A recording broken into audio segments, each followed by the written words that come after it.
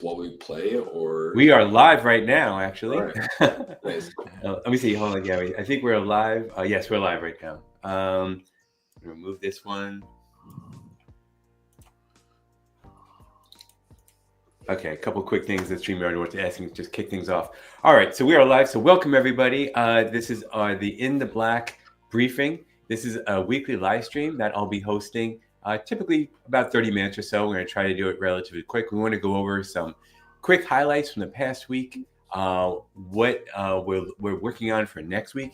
Of course, we're going to take your questions live throughout. If you're watching on YouTube, this YouTube link will also work for the replay. So you can, if you're not watching this live, you can come back this anytime if you can't make it due to your time zone or scheduling.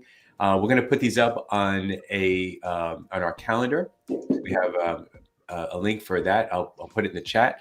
But we had a big week this week. This was when Steam Next Fest officially finished. So we'll get into all that in just a minute. Before we do, let me introduce my colleagues here who once in a while should be able to join us. We're very lucky we have all of them here today. But typically, it'll probably be just me and whoever happens to be able to make it, because I want to let the team rest on the weekends, of course. But that being said, Alex, how's it going? How's it going? So, Alex, so obviously, you're an important member of the team, and we're so glad you're here today. We're going to go over some stuff on tech that you've been working on. But why don't you introduce yourself, let people know about your role? Yeah, I'm Alex Toulin. I'm a software engineer here at Impeller Studios. And I do a lot of the systems and sort of like framework code in the back end, some physics stuff. But I also do gameplay as well. Nice. Yeah. Alex is very busy. He actually, the other thing you do is you help a lot with the organization, a lot of the stuff, the pipeline stuff that the team works with. Also, lately he's been also helping with working with some other partners or contractors we're working on the team. And that's part of the course. We have a video game project like this. It's always helpful to have some specialists that come in to help in different areas. So that's no different for In the Black. So Alex is managing all those communications, which are super important for success. Okay, right below Alex, we have the one and only Mr. David Westman coming in from the Netherlands. Hello, David. Hey, hello, everybody. So people who don't know who David Westman or maybe new to the project, David is our producer. He's been on here pretty close since the beginning, same as Jack Mamias, who I'll introduce in a second. But even if you don't know David by name, you probably know the games he's worked on. He was mission designer on the X-Wing and TIE Fighter games, worked on Blood Wake, Saints Row, and he's also teaching the next generation of developers at Breda University. So did I leave anything out, Dave? There you go. Yeah, Chronicles of Riddick, Escape from Butcher Bay. That was a good one. Death Junior 2, Root of Evil. That one was actually fun. That was a silly game, but it was a lot of fun. And training tools for the intelligence community, but that wasn't released to the public. Well, why don't you let everybody know about what your focus is on this project? Well, actually, it's not just production. I do a lot of design work. I'm one of the science nerds on the team, and I think that's where I've been most influential in both good and bad ways. Making realism a design pillar had a lot of appeal for various reasons. Personally, I believe that if the game can be realistic and fun, then we've achieved something really special. But of course, striving for realism kind of ties our hands sometimes in ways that are frustrating. But then that's where the elegant design solutions really shine. That, hey, we figured out a way to make this fun in spite of that limitation. Right. Well, David is super helpful on the team, keeping things in check with an eye towards science. He's actually been super helpful also lately. Some of you have seen him on the. Let me turn off the sound here. There we go. Also super helpful in the forums. We're getting a lot of new players of the game due to the Steam Next Fest. So David's been helping in the forums. largely on Steam and also on our Discord server. So we appreciate that. And of course, we have the amazing Jack Mamias from of Crysis fame, of Far Cry, Mech Warrior 2. A lot of Mech Warrior 2 fans have actually been playing in the black. Jack, in my worst game, Spyro Enter the Dragonfly, which was not a bad game. If that's your bad. worst, if that's your worst game, nah, that was bad. Funny. Well, we all got those projects. But Jack, why don't you tell everybody about like what your role is in the project and tell me what your focus is. If Dave is the science guy, I'm the fun guy. So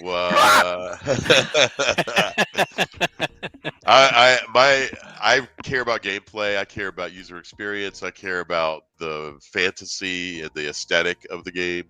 I didn't know what I was getting into when we decided for hard science. It kind of tied our hands in design in a lot of ways. But when you design with constraints, I think you actually get a more pure jewel, right? And I think this game is a jewel. I love it, and it's fun to work on. The team is, we've been doing this so long, the team is essentially family now because we've been meeting sometimes every day for lots of time, lots of years. And it's finally great to see it out there, people enjoying it. So we're super happy. Yeah, playing a nice clip from the game gameplay that was recorded by a couple of our team members. So it'd be good to look at while we're chatting here. And then last but absolutely not least, Noah Brewster, the legend, the guy who's really been super helpful in getting all the tech lined up. Noah, how you doing, man? I'm doing all right. A little under the weather, so I apologize for any unnatural sounds. But yeah, I'm a programmer on the project. Have been for quite some time. Very excited to see everyone's feedback from the demo. Thank you for playing. We have a ton of feedback to go through, organize, prioritize, and get to. Yeah. Well, I think that's Noah has been really. Noah's one of the guys actually that he is very passionate and very dedicated. I can say that pretty much for everybody on this team. But probably one of the reasons for him being under the weather is because he's been working a lot of hours this week. Yeah, been doing the heavy lifting. You're doing a lot of heavy lifting. A lot of the team is, but I feel like Noah definitely. This is by and large a passion project for all of us. Something very important, and could be likened to a baby that's been in the womb for over 10 years. So we're at the point now where it's just about out with the demo. Well, it is out with the demo, and it's just about out for early access. So anyway, so really glad to have you here. I don't want to keep you here too long because obviously I want you to enjoy your weekend. You've worked hard this week, as always. So let's talk about a couple of quick things. Normally when we do these, we'll try to go quicker in these introductions. We get right into the meat of things. But I want everybody out there to know who the team is. Absolutely, feel free to post your questions and comments in the chat. All right, so this week was a big week because as we talked about in last week's live stream, we made a decision to go into Steam Next Fest, and which we wanted to have obviously a nice demo for that. And we made the also decision to keep the demo on permanently. So the demo is still available even though Next Fest ended on Monday. Next Fest was, I think, a huge success for us as a team. It allowed a lot more people to actually give us feedback on the game, and that feedback is still coming in. Thanks to a great feedback system, we added the game. So if you are playing the game right now, you can press F8 at any time. It's F8, and a dialog will pop up, and you can give us your suggestion or a bug, and it comes right to the team, and we could prioritize it. We're using a great system to do that. So we've been getting a lot of great feedback, and after Steam Next Fest, we saw some nice press on the project, actually. We got a nice article written up in PC Games N, which really, I think, covered the game very nicely in terms of what we're going for, and reiterating the fact that this is not a regular kind of space combat game or space sim, because we're leveraging Newtonian physics. It's just a very different beast. And really flattering to see games next to us like Star Citizen, No Man's Sky, and Elite Dangerous. We're all huge fans of those games, and we hope that some of those players will also take something away from In the Black and give it a try. So we're really happy to see that coverage. So this coverage landed a few days ago, and then after this, we actually went ahead and released a trailer we've been working on for a while. So I'm going to play that trailer, which just came out yesterday, actually. So we'll watch this for a couple minutes. People who haven't seen it. This could show kind of latest video footage and some of those great quotes we saw, not only PC Games End, but from LT Gaming and Obsidian Ant. All hands, Zenith approaching for launch. Open the main hangar door. All personnel return to hard G stations and prepare for combat lockdown. Rookie, you've got multiple bandits approaching your position. That's it. Hang on tight. You've got incoming missiles. I'm under attack!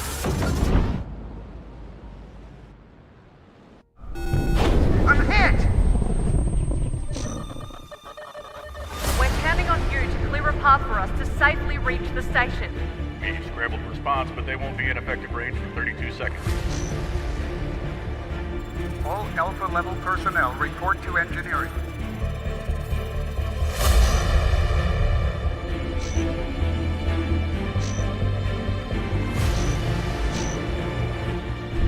Box 1. All weapons free. On me. Watch your six.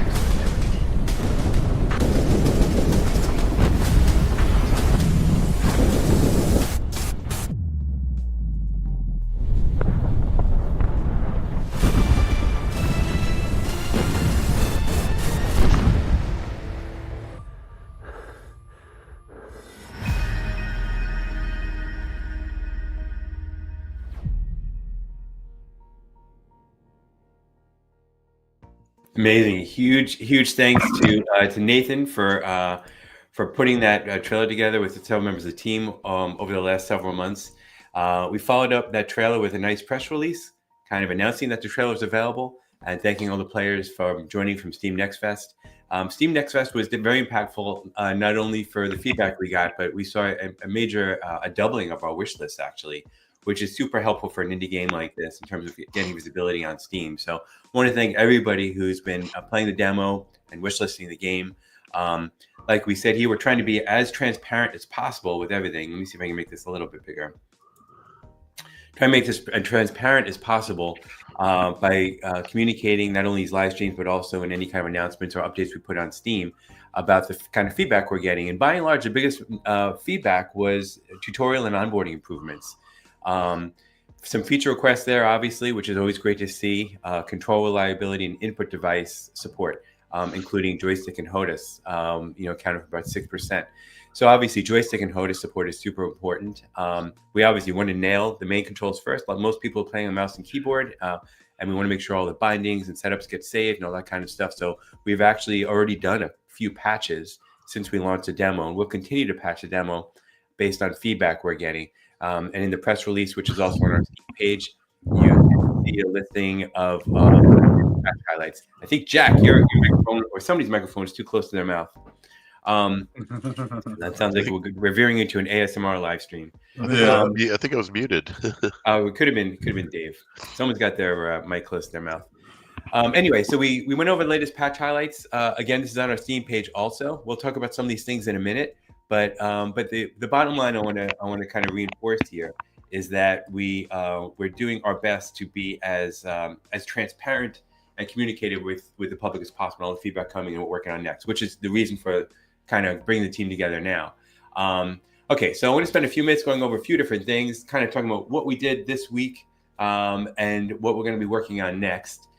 So let's dive into design first. I see that on my list here. So I see a question mark on electronic warfare. This is something we've actually been asked by members of the community, not only on Steam, but also on the super fans to come over to our Discord server, which we totally invite people to come over to. It's great players kind of chatting back and forth on strategies, and the developers there engaging with the fans there.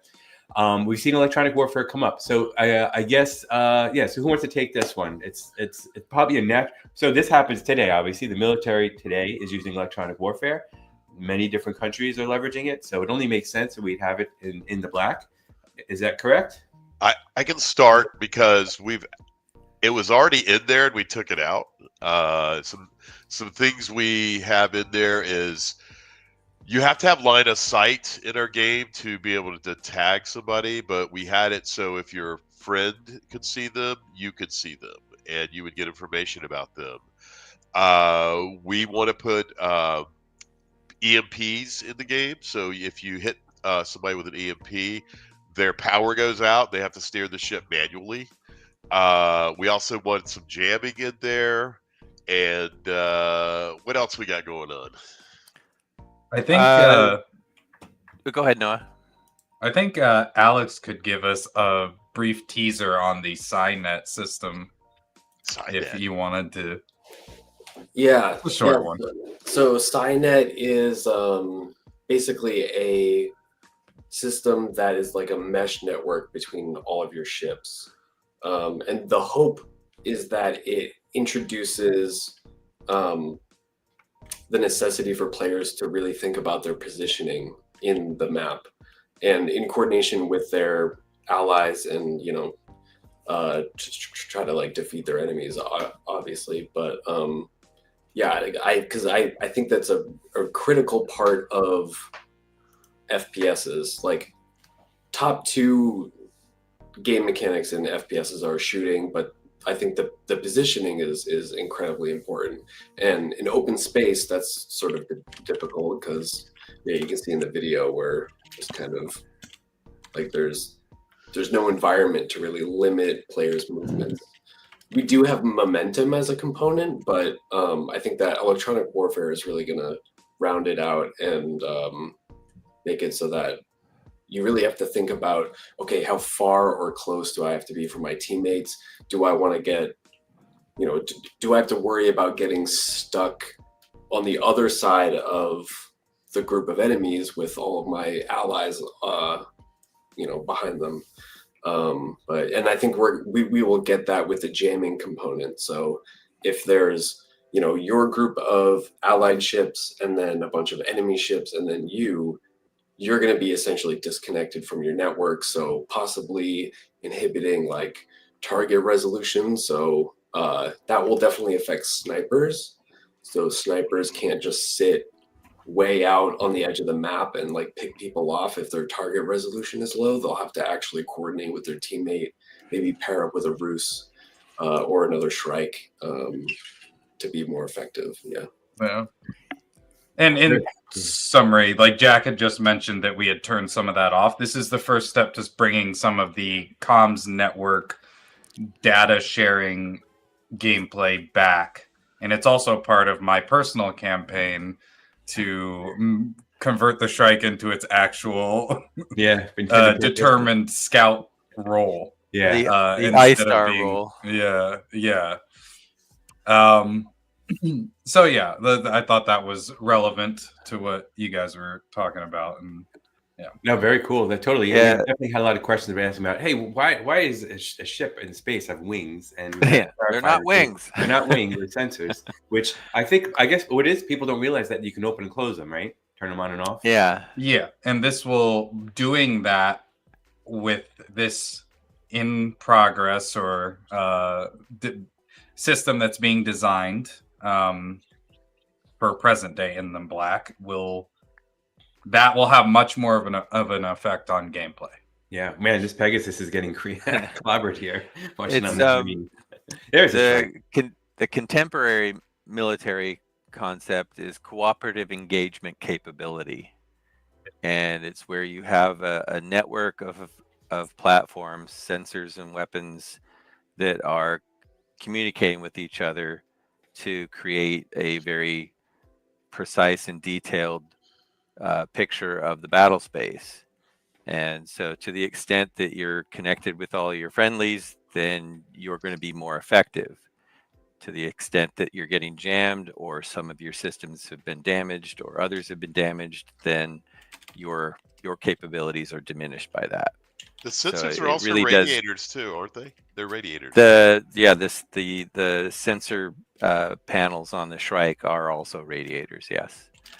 Well, and that's something else. Is as what's true with modern weapon systems, a very powerful radar is not just a radar; it's an electronic warfare weapon.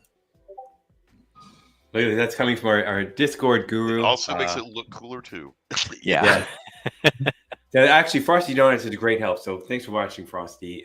This is Paul Hessling, who is a fantastic Discord administrator. He helps people Discord servers, especially focused on indie games. So Paul, feel free to post some of your games that you've been working on that people can check out in the chat. And also everyone else, feel free to post your questions. You got great minds that are here, and it's a great opportunity to kind of ask away. All right, so that's very cool. And I think the other thing that regarding the Shrike that was included in the press release is that, and I've seen a lot of cool community content being shared lately also about the customization options that are available, just the pure kind of looks of the Shrike. In the demo and in the early access build, we actually have some special skins from one of our partners, Alienware, including one for Halloween. Actually, if you're watching this and it's October where you are. We have a nice Halloween skin there, and I think people have a lot of fun. I've seen a lot of streamers actually jump in and play the game and just have so much fun. Dave, I saw you helping somebody the other day, a streamer, learn how to kind of go through it. It's somewhat intuitive, right? But I think it could be a little tricky. Yeah, it's well, and that was the interesting thing is that as I was watching him experiment, because he immediately when he saw the possibilities, he really lit up. But then he was having a little frustration actually using it. And as I'm typing the hint, oh, do this, he figured it out on his own. Yeah, exactly. Yeah, it's just something he's got to fool around with. So absolutely, we would love people to post their screenshots of your favorite customization, put it online, tag us. That's the other thing that would be great to see more of. We see a lot of people on our Discord server on Steam, but we'd love to see stuff on social, and that helps spread the awareness also. And you could definitely feel free to tag our account. If you have any questions, you can ask us, if you need any help on our Discord server, which I posted a little earlier. I'll put it in the chat right here so you can see it. But Discord server, super easy. Just go to In the Black, and you'll find it right away. You know what's funny? I don't think people have noticed that when you kill a ship, sometimes you can see the pilot of the other ship floating around the debris. I love that. That is actually we have that in the trailer actually, but I think we need more of that. I think that makes it feel much more visceral. But you know what my dream feature is there? They're on fire? No. That if the pilot's ejected and there's a friendly ship closer than an enemy ship, then they get rescued. But if it's the other way around, then they get captured. No one's saying, how am I going to do that? well, it will abstract it. But basically, you get bounty money. You get salvage money for destroying or disabling enemy ships, and you get bounty money for the pilots. Rescuing ejected pilots. Yeah. Okay. Well, and you guys remember, I had the idea that because we had this weird space helmet that had this weird collar around the neck, and I'm like, what is that for? And then I thought, oh, it's the pilot preservation system, that when you've just been basically nuked and your body's wrecked, the pilot preservation system kicks in, flash freezes your skull, and decapitates it, and then fires it off like a cannonball towards the nearest friendly ship. But if it gets captured by an enemy, then it goes into their trophy wall. Here's all my heads that I've taken. Well, one of the things I loved about some of the other games, like what was it? Was it Half-Life?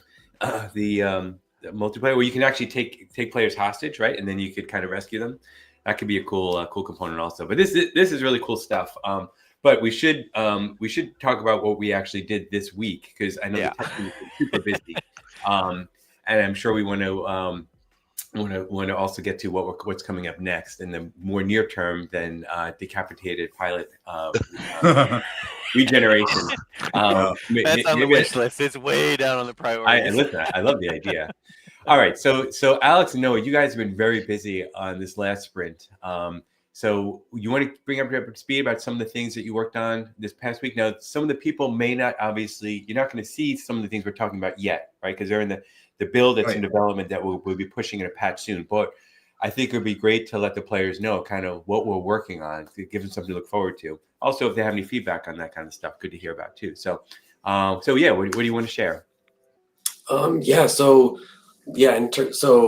because we are preparing for early access, we've been doing a lot of background stuff, but I can touch on a few things that players will actually see. So Nice. based on the player feedback, we got a lot of reports on the tutorials. So targeting ships with autocannons and tutorials was fixed.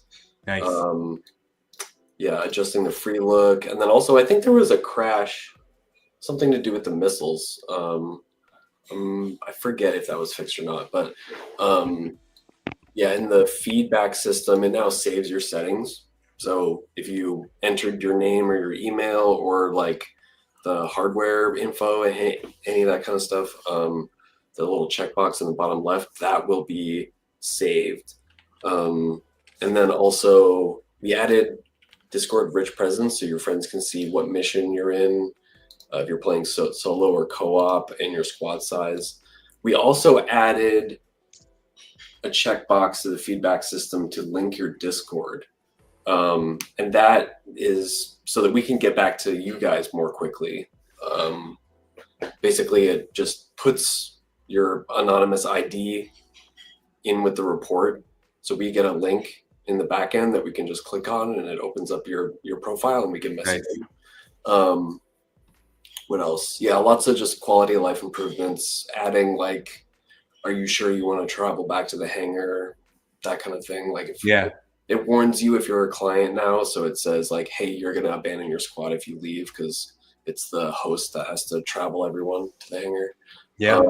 What's to come?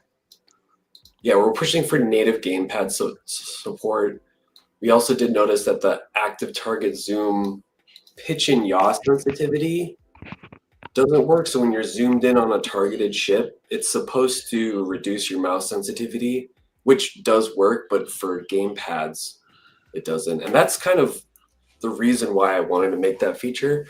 But if you use Steam input, it essentially simulates the mouse input. So right now, that's the officially supported route to go. If you use a gamepad, is to go into the properties, enable Steam input, and it should assign the default layout. If you have Xbox, Steam controller, or PlayStation controller, it'll automatically set up with the layout that we've created, and you can edit it from there and save it locally. So there's a workaround, but we do want native gamepad support, along with supporting more peripherals like thrustmasters and multiple pedals, and so that will come soon. Yeah. Nice. That's great. We're also trying to polish up the Bloodsport experience, for PvP. I actually just tested that yesterday because we haven't even launched the main game in a while, and I was very surprised. Very little is broken after leaving it for so long. So that was definitely a small blessing. But we also have some ship frame editor and like weapon module store improvements that we're going to make. This is really also sort of a design thing, but sort of also tech. We really want to give players a better sense of progression and economy. Also transparency on how different items affect gameplay. And it would be really cool to have this as almost like a tech tree, right? So you can really see like a progression, through the modules and the different pros and cons that they give. But yeah, I think that's it. It's great. Well, so that's super insightful. Have you guys been surprised? I've been a little surprised. Have you guys been surprised about, because you never know when you launch a big demo like this on Steam, how performance is going to be, especially relating to crashes, right? Everybody's hardware and graphics card and stuff. I was kind of surprised to see that we didn't see a lot of crashes really up front. Was that pretty accurate, or? We saw a few, and most of them have been pretty straightforward to address. Mm-hmm. There are some more cryptic ones that we have in our backlog or are currently investigating, but they should be solved. Yeah, I think it's been great. But overall, it's been pretty stable. Yeah, which was The thing that blew me away is it works on Steam Deck. I did not think it would work on Steam Deck. That is I have my And doubts as well. that's a great it point. works great on Steam Deck. I think we had talked about this months ago in one of our meetings, and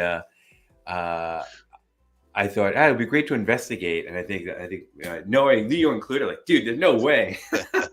Well, so we made a lot of inroads for optimization during the past 3-4 months. So that's so great, though. It's so great because it's such a great device for playing games. So I was super excited to see that players can take advantage of that. It plays Crisis, which I was surprised about. It can play Cyberpunk, which impressed me. So that's true. If it can play Crisis, it can play anything. I have to call is identifying another advantage for himself. Yeah. Which what? It says runs great on my 5080, but need to uncap that 144 hertz. Oh, I see. Yeah, here it is. Yeah. I was actually gonna call him out. So this is a super fan we've got here in the chat. Sniper. Oh, is that Sniper? Yeah, he's the best player. Yeah, he's the best pilot. He's the king. And Alex, I think this goes to you and Noah. This comment he posted a little earlier. Dynamic sensitivity would be nice. That's kind of what ATZ is, isn't it? Yeah. So there's if you go to options and then I gotta go. All right, sorry. See you, Jack. Bye, guys. Bye, Jack. Yeah, so if you go to options in the top right of the hangar or the pause menu, and then you go to the targeting section, it should be enabled by default. So you get pitch yaw sensitivity. Default, I think, is like 30%, but it goes from 10 to 90%. But like I said before, if you are doing native gamepad, it won't work. If you're doing mouse and keyboard, it will work. If you enable Steam input, it will also work.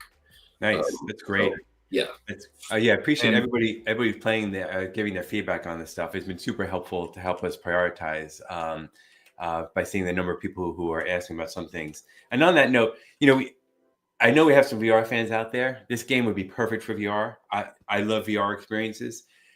VR is not something that an indie studio can take lightly. It takes a lot of work. And to be realistic and totally transparent about it, if there's only a few people who are really looking for VR, it doesn't make sense when 95% of the people are playing on PC. That doesn't mean we don't want to do VR. I think we would do it even for the hell of it once we have some time.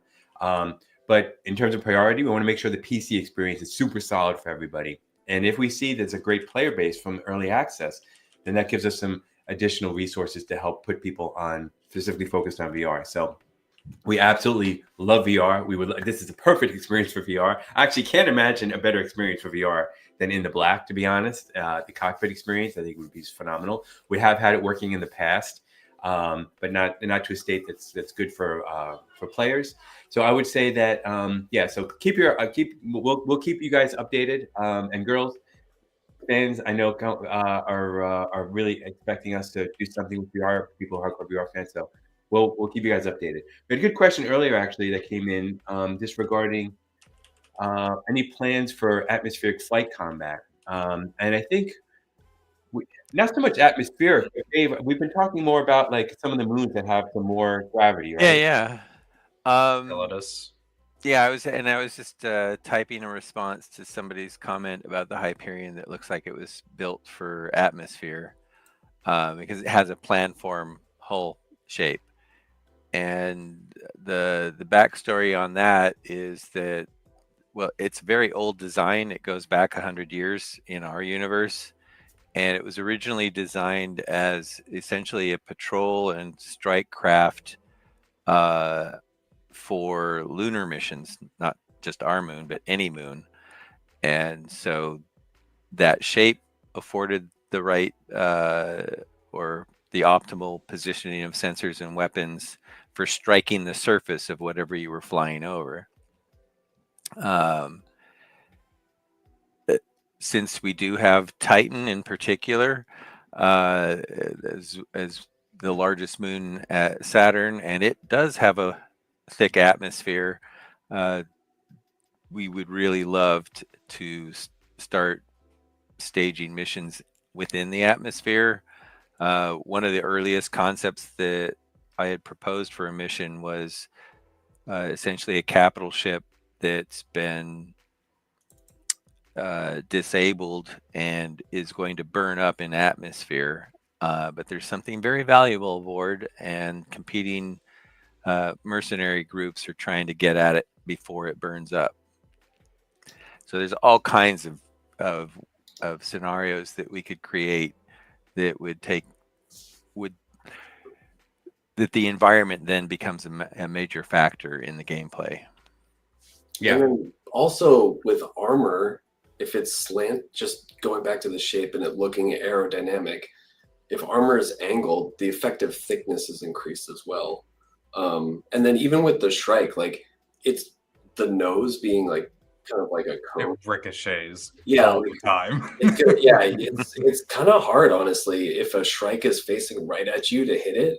And then same thing with the Hyperion. Like if you're shooting a railgun at that thing and it's facing you, like they just get deflected off. Good point. Good point.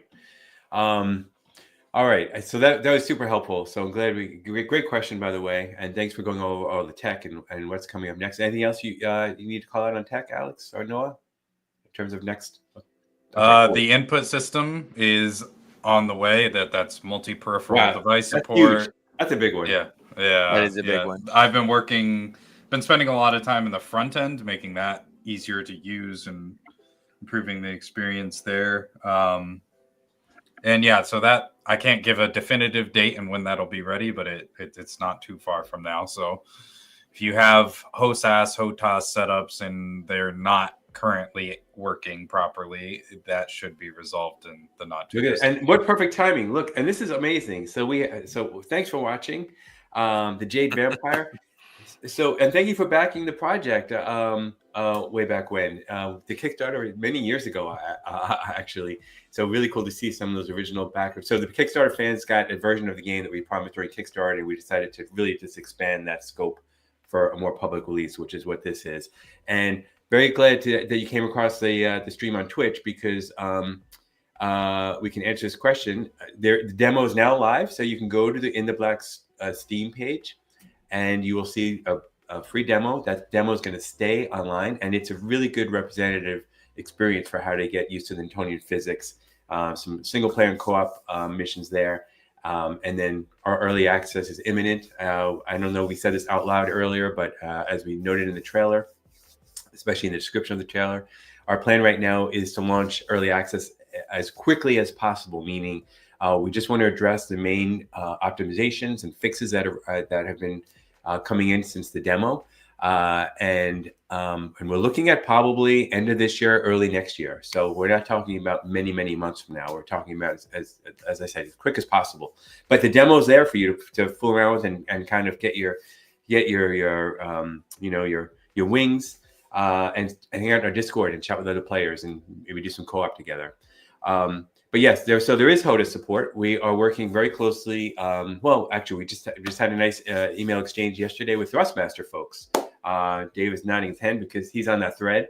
But yeah, we had so we've been working closely over the years with both Logitech and Thrustmaster. I have also reached out to that other company, Dave, that you recommended. And how do you pronounce it? Do you know? Verpal or VKB? Verpal. Verpal. Okay, yeah. I reach out to those guys. So Verpal, if you're watching or players out there, you work in Verpal, let me know. We're trying to get in touch with them to make sure we support their hardware as well. But we have a lot of players leveraging HOTAS, and like Noah just mentioned a minute ago, we got some great feedback and bug reports that we're working to increase. We have some players who are using pedals also. So I think one of the challenges is make sure that, with all those inputs, that they're not conflicting and you combine them and those bindings get saved. So those are all the things the team's working on. What kind of state would you say HOTAS is in today, Noah and Alex? Like pretty solid if you're just using a... Well, are we talking about dev build or public build? Well, I guess both. Dev is working. Nice. Some of the device conflicts have been resolved.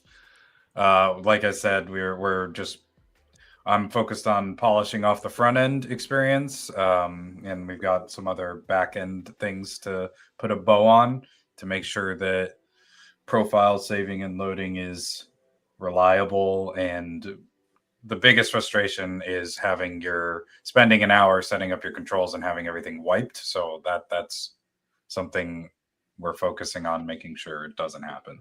Yeah, and we're going to keep pushing those kind of updates to the demo itself. So the demo is not just going to be what it is today. As we've already done a few patches, we're going to have some more coming. And I think we'll always make sure the demo is going to be very working and on par with what we see in the main game. You guys are super smart, actually, to make sure that the changes that are happening in the main game are also happening in the demo. You have a nice branch system for that, so that's great. And we have one of the players who is very active on a Discord server here, noting that the public demo only has one device at the moment. Yeah, that should be resolved. Cool. Soon. All right, so soon. So we'll let people know when those updates happen. I think the best place to get the latest is follow our Steam page. We're posting updates there as often as possible. And obviously, we're doing these live streams for that reason as well. So ask your questions. Any other questions, feel free to post them. I know that Remco's not here today, but Remco's also the other one who's been a super passionate, loyal developer dedicated to this project for years. And he's our technical art lead, I guess. And he also does a lot of the UI work. So very instrumental in the art. He did actually send me a nice video clip that we could probably talk about some of the updates that he has been working on. Let me see if I can just share this. And then maybe Noah, you might be more familiar with let me see if I can play this here. You might be familiar with some of these items, so feel free to, let me see if this works. Okay. Here we go. Okay, here's Remco's video. So he mentioned that he improved the readability of important text in tutorials, grabbing the attention of player to improve understanding of instructions. So that was a big one. He also started updating the ship UI. And I am so happy with this. I gotta say. Yeah. It's about time, right? Like, it's about time. So I've been working on the controls, and I look over, and the ship HUD is all changed, and it's doing dynamic zoom sliders and stuff like that. And I was like, oh, it's awesome. Yeah, looks good. It looks really good. Zoom ratio feedback, he's calling it. Yeah, the HMCS shows you usable information now, or useful information more cleanly. Which is this little centralized cluster of information around your targeting zone. Yeah, what did he say? He said in the notes he added vital data to the exterior cam utilizing HMCS widget. The widget pops up when you free look in first person. He also added vital data to the zoomed UI, so players still aware of movement speed. Let me play this again. Still aware of movement speed, integrity, power. Why isn't it playing? There we go. And propellant status. He's also been making progress on more detailed destruction effects for Hyperion. We have a great visual effects artist, Ryad, who works on the project. He's been his mission so I'm a little different from the other people on the team, where these guys are all working day to day on the project. I'm only really helping out in my spare time, mostly on the weekends and at night if I can. So it's fun for me to see all the projects that happens week to week because I'm not in the thick of it with these guys. But Ryad is my main interest in bringing Ryad on the team was that I felt like our effects needed to be upgraded from what we had earlier, especially relating to destruction. I just felt like it was kind of underwhelming. So he's been doing a great job doing that ship by ship. So let us know the feedback you have on the visual effects and any improvements. Recently, I asked him, I said, hey, listen, I think the cockpit is a really important area for the player because you look at it all the time. What can we do in the cockpit to make it feel a little more visceral? So I know that's something he's going to be looking at. Remco also shared that new schemas are in progress for the Reyes. And we have a great developer on team, Aaron, who's been working on that. I think I saw a sneak peek of that on the Discord server. So that's also very cool. So people will be seeing this stuff in upcoming patch, right? Speaking of, do we want to say around timeline when we're expecting the next patch to happen in the demo? How far along we are? Is it days? Is it weeks? We're planning to do a regular release every Tuesday. If we have something that's critical, like the input system improvements, we may do an off release schedule release patch, I guess. But yeah, you'll see the majority of the changes that we make each sprint on Tuesdays. That's awesome. We're in a day. Yeah. That's awesome. So I think that gives people a great opportunity to check back the game every week or so and see what's changed. I think that's really, really helpful for building momentum and yeah, I think that's great. Hey, look, Frosty Donuts, very happy to see that we're doing weekly updates. Yes, every Tuesday. That's a really nice cadence. I'm impressed you guys are able to do that. Okay, cool. All right, so I think yeah, we're going a little over, but that's okay. I think there's a lot to talk about this week. I wanted to also mention some of the great updates that Dave has been making, working very closely with our associate producer Al Wood on making sure our documentation and our resources, our guides. Nathan also does a lot of, Nathan on our team who did the trailer, does a lot of our video work, has been posting nice little shorts about how to do certain things in the game, which I think is very helpful. One thing I feel like is really missing that we're investigating right now is how to add more video or how to add any video tutorials inside the game itself so that players who are just starting the game for the first time don't feel completely lost. We have a great tutorial there in terms of a playable tutorial, but I think it would be nice to have some videos so people can really look at and learn how to do some things really quick that are really important to kind of getting started on the right foot, I think. So Dave, you've been working on getting all yeah, data, right? I mean, our current tutorials are adequate. There's some gaps in the information that's taught that, we didn't actually teach players how to do a thing. And so our stopgap right now is these short videos that address that, but we are totally revamping the training missions to be more comprehensive and actually fun. Because that's the thing, most people that are fans of the genre, they don't want to be forced to do tutorials. And with our game, I think you really need to do the tutorials to be sure that you're going to enjoy the game. And yeah, it's our responsibility to make those tutorials not just informative, but engaging and fun. And we're working on that now. Awesome. Okay. And but I also wanted to call out specifically what you're doing on Steam, right? Because I think most players who are going to be discovering the game are leveraging the Steam page. So again, by the way, Alex and Noah, you've done amazing sharing an update. You do not need to hang out for the rest. Noah, I want you to rest. So up to you guys, but you don't need to hang for the rest. All right. See you guys. Thank you guys so much. Right really on. appreciate you coming on. Hey, guys. Enjoy your weekend. Do get some rest. Thanks. Okay. So our Steam page, I think, is where most players are going to come to grab information about the game. And you've been really tackling an important area, which is our community hub. So if girls and guys don't know where this is, in the upper right, also Mike Burke on our team has been helping, making sure we have good content here, showing in the live streams, playing in the replay of recent live streams here, so you can always catch it there. But anyway, if you go to the community hub here, you'll be taken to not only all of our updates, and the team has been really fantastic. Look at nice thumbs up on the early access trailer there. Really fantastic posting updates, and the discussion area here, which actually has been very, very lively. Lots of great questions, suggestions. And then we have this tutorial and guide section, which is where you've been working. Yeah. So there's 3 areas where you can learn a lot more about the game. The pilot manual is kind of the standard thing that supplements the training missions. It provides a lot more information and in a format that you can just kind of take your time to absorb it.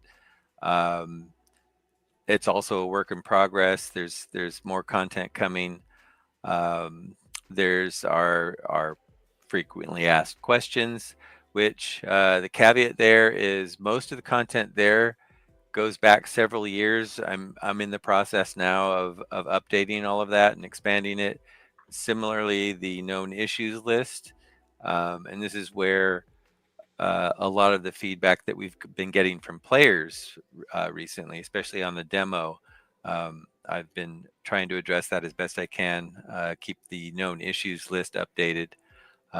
And for anybody that's just starting out and encounters an issue, you might want to check there to see if it's something that we already know about. Often I provide workarounds for the issue, or just acknowledge that, yeah, this is a problem, but it's something that we're aware of and we're working on. As Edmar mentioned, we've started adding some short videos that typically focus on a specific feature, and just give you kind of an overview of how it works. So it's a nice supplement to the training missions.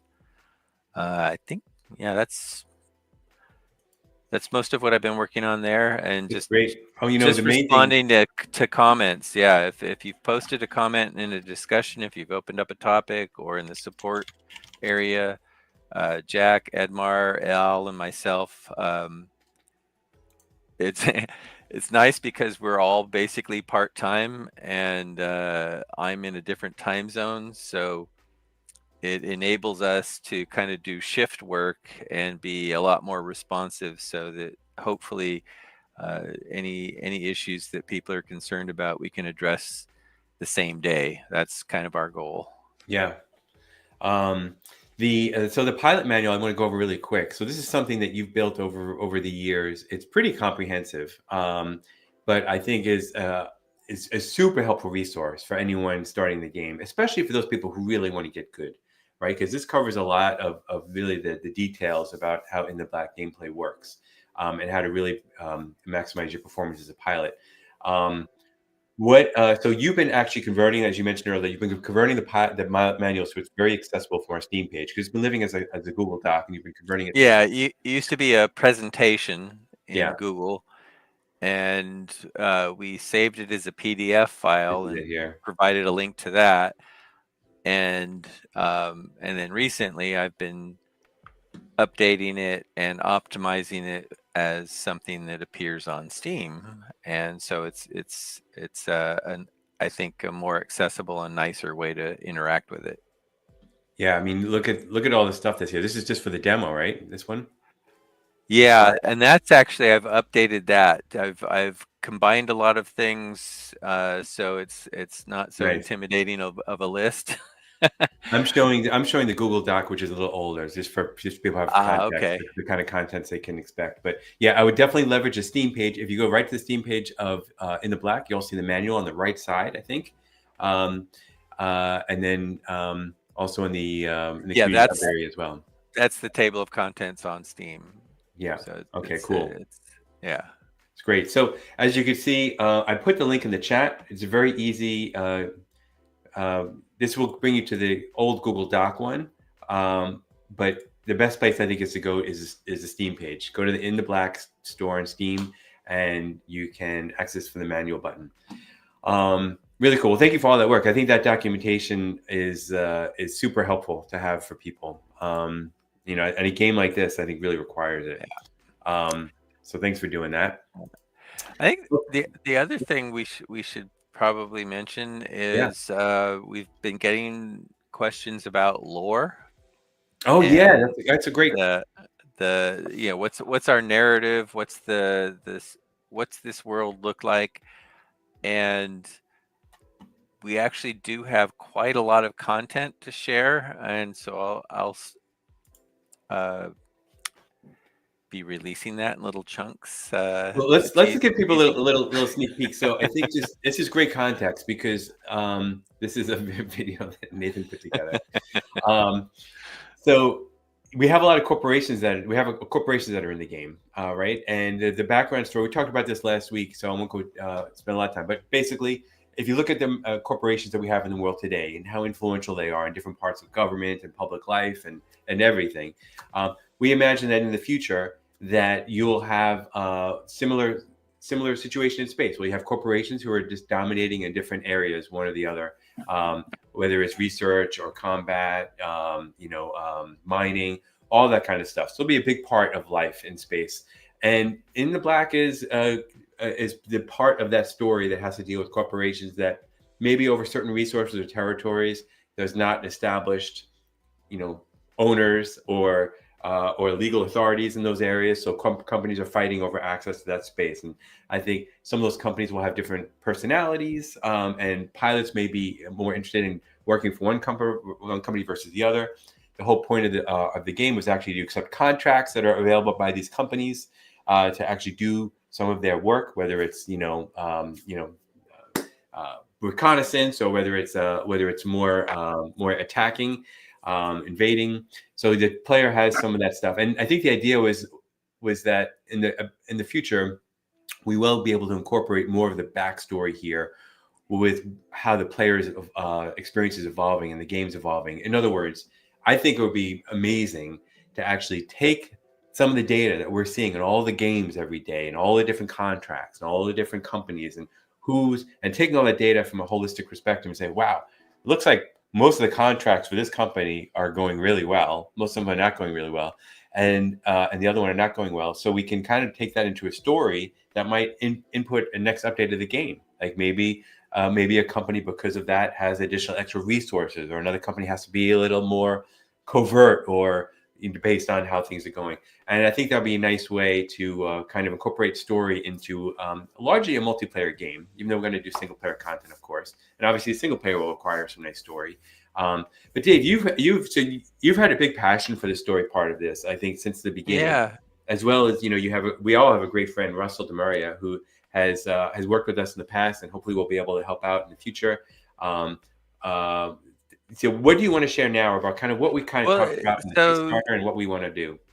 So one of the things that I wanted to focus on was the world building as it is now. You're a private military contractor. You're not probably not terribly interested in the timeline of the last 2 centuries of how you got to where you are now, or how the solar system has evolved into the state it is in the game. You're more concerned with who's offering the most lucrative contracts, right? And where can I get the best upgrades for my ship? Or if I want to buy a new ship, who do I need to be friends with to get a better deal? And so I wanted to focus on world building and sort of a mise-en-scene approach to storytelling, and then let the story evolve from there based on the accumulated data over whatever period of time. That, okay, let's just arbitrarily say it's a month. So we've collected the data over a month of gameplay, and a particular faction has performed better than another. So we're going to make that canon moving forward, and the narrative will evolve based on that. Nice. That's so cool. I love that idea. And we actually even talked about maybe even having a graphic novel that could support the story. I guess the bottom line is we have a lot of ideas of where the franchise could go. And I do think this is a franchise. One of the reasons why we work to trademark the name, for example, in the Black, is because we see just a lot of potential with this type of story and gameplay that we're doing here within the Black. So we'll share more in the future, I think, as we kind of solidify some stuff. But I think the shorter answer is, like Dave is saying, that we have plans, we have some great ideas, we have some things kind of in the works, and like great people like Russell we're going to be working with. So I would expect more for that. And whether I have a lot of books. And they're mostly about military history, military operations. That's awesome. And not a few of them about the weird contemporary issues having to do with private military corporations and weapon systems development, and on and on and on. I have a morbid fascination with this stuff that's going on for over 40 years now. And this informs a lot of the design in this game, and getting back to earlier at the start of this stream, we were talking about the design choice to try to go for realism. It's not just realism in the physics, it's realism in the world.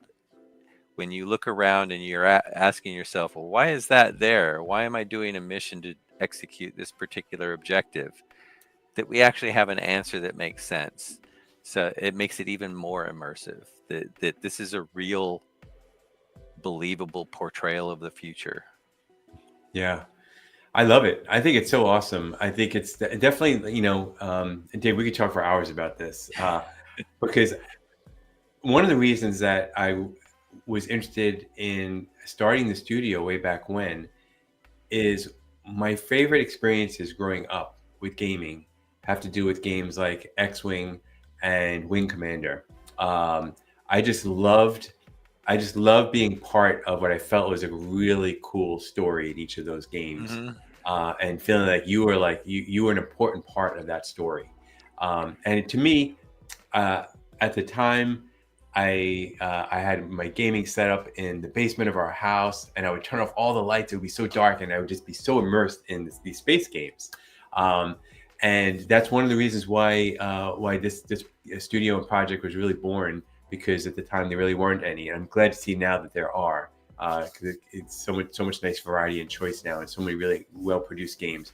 But I think it would be really just fun to have a game of ours that can tell new stories in a plausible kind of environment, right? Of our solar system, which I think does not seem too far-fetched, actually. If you look at the different conflicts we have in the world today, and how things, how companies are, a lot of them aligned with one way or the other. So I think anyway, I think it could be very interesting. And throughout history, yeah, is one of the things that appealed to me about this game, and the way we're portraying combat as more low intensity tactical. It's not this all-out warfare, and these rival mega corporations and all their subsidiaries.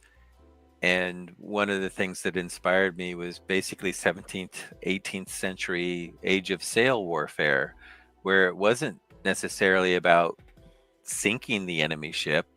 It was about capturing the enemy ship. As I said earlier, with the pilot preservation system, I want to capture the crew. I can ransom them, especially the officers. I want to capture the ship. And in our game, eventually, where it actually matters what corporations you're working for, I've accepted a contract on behalf of North Star against Stellar Fracturing. Well, if I do well, North Star is going to be happy with me and maybe offer me a discount or offer me, exclusive access to some new gear, whereas Stellar Fracturing is going to tell me to, take a hike. No, we're not going to even talk to you about selling our gear, but I can capture that gear. So I think there's a lot of cool depth in making the game. It's our primary focus has always been combat, but there's nuance and subtlety to that, and it's more than just that, but in a way that it's still combat at the heart of it. And yeah, I'm really excited to see this game continue. That's awesome, and I am just grateful to everybody that's responding so positively. Yeah, it's fun. It's very great finding our people, right? Yeah. And I that's a great way to close out today's live stream, especially with this comment we just got in from one of the players in our community, Star Kindler. Yes, that is really awesome. Playing a game where this could actually happen is just infinitely cooler, in my opinion, than ones that are impossible. And that's kind of the pillar of In the Black, right? Trying to adhere to as realism as possible. And I didn't mention this earlier, but I wanted to, so I'm glad I'm reminded to now. We were reached out this week by, I can't say what agency, but a very very important agency in the world dealing with space.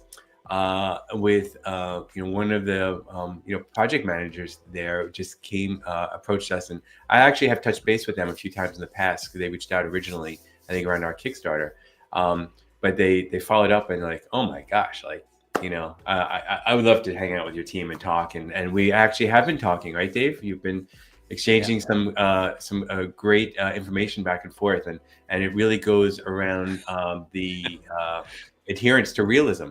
And I have to say, I had a nice chat with him the other day, and I think we're going to have him on a live stream. And cool. I think we're going to have him on a live stream. He won't be able to say where he works or officially, but Is he going to be wearing sunglasses and? People will probably be able to figure it out, but it's more of like his personal interest in this project and personal fascination with the fact that we are doing something that's so realistic to how they've actually been working, and their agency is working in space program and the realism and how much what we're doing makes sense. And very little. I said, what doesn't make sense? He says there's a couple things, but very, very small number of things. And obviously we have to take some, some little variances to make the gameplay good. But anyway, we'll talk about that in a future live stream. But to your point, Dave, and to our great viewer here and player, Star Kindler, that's kind of one of the reasons why we're doing this. So thank you for that. And Dave, thank you for coming today. Oh yeah, I love doing this. I do. Well, I appreciate it, especially on the weekend. I know we all have busy schedules, but and for everyone else out there, thank you for watching. If you're watching the replay of this, you can come to Discord and hang out. We have a thread specific for this live stream, so go to live streams and you'll see it there, and you can post any follow-up questions on anything we touched on here. We'll keep an eye on it. And the idea is we went over today, but I'll try to keep these to about a half hour. I think part of that was because we had some more members of the team here, which is great. But every Saturday at 11 a.m. Eastern, I plan to do these. It's my opportunity to kind of catch up with the team on what they've done this week and what's planned next week. I'm learning at the same time as some of you there watching. So it's a great experience for me too. So thank you all for joining us and helping make this possible. And thanks for your support of In the Black. I hope to see you on Discord. Thanks, everybody.